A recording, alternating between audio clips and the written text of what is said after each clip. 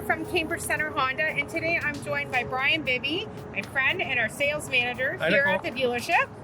Bryan focuses on used vehicles in particular, and I thought it would be great to share with some of the viewers at home the behind-the-scenes look at valuing a trade. One of the first things I look at, it's a big one that customers always look at, is tire depth. We do like to see how much tread's left and whether it has 2 sets of tires, snow tires and all season tires.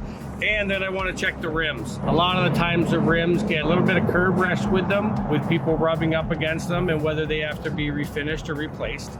I do look at the paint, and I'll look at all panels. I use my little paint checker here that comes in handy, and I will check all the paint. What this does is checks the paint depth, so then it'll tell me whether the paint is original or whether it's had some touch-ups or maybe even a little bit thicker, maybe even been to a body shop. Windshields, that's a big one. They get very expensive, especially with the new technologies that the cars have now. And so I want to see if they're chipped, cracked, broken. So you want to make sure how that looks. Not with this particular car, but with some of the older cars, you want to check the inside of the doors to see if there's any, sometimes the doors get a little rotted at the end. Again, not with this year car, but that's a good thing you want to check. I do scan all the VINs to make sure the vehicle has not been in an accident, and if it has, what damage there was, and make sure we disclose that. We need to know when we take it in on trade, and obviously we need to disclose that to the next potential owner, whether it be a retail or a wholesale customer.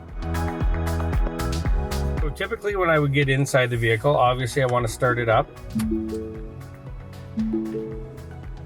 First thing I'll check for if there's any lights on the dash. Check engine light is a big one that I would look for, any ABS lights. I will check the air conditioning, the heating, make sure that's working and in good condition.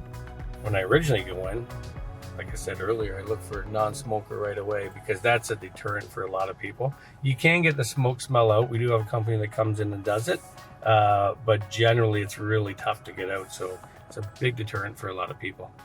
Then I go for a little drive. And when I go for a little drive, I sometimes go down Canamera Parkway there just to kind of get up to a regular cruising speed.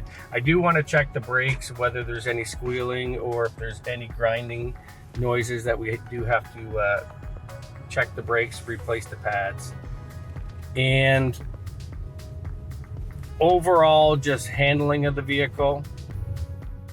After a brief test drive down Canamera Parkway, I'd bring it back. I would check the audio system because they can be quite expensive to replace as well. And whether it has navigation or not, I'd like to check that out. What I would check as well is if I am looking at a 4-wheel drive vehicle, I would check whether it's the 4-wheel drive is working or not, because that can be an expensive repair. So we really want to be thorough inside and out to make sure, again, we decide if it's going to be a retail piece, an auction piece, or whether we just wholesale it out. We encourage everyone to bring their vehicle in, and it doesn't have to be a Honda. Right now, it's kind of ironic that I have more non-Hondas on the lot than we do Hondas, but you can see by driving by the dealership, we have a sign out front that we buy vehicles.